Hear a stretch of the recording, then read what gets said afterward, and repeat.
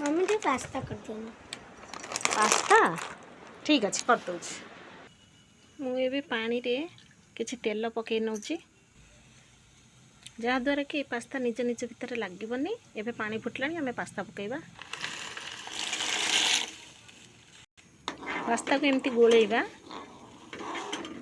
तले न लगे। टमाटर और पियाज को आम छोट छोट कर काटी नबा। देखंतु पास्ता आमर एबे हाफ बॉयल हो गलानी। देखंतु पास्ता आमर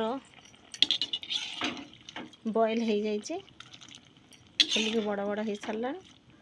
एबे आम को प्रस्तुत करदे। गोटे कड़ई रे आम तेल किसी पकई नबा। से पियाज टमाटर ऐड करवा।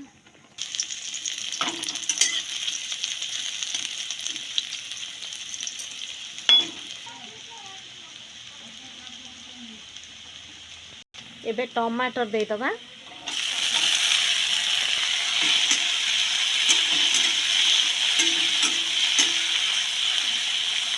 एथिरे किछि लूण आउ लंका गुंड दबा। लंका गुंड देदेली लुण भी किछि देदेली। गोले नबा।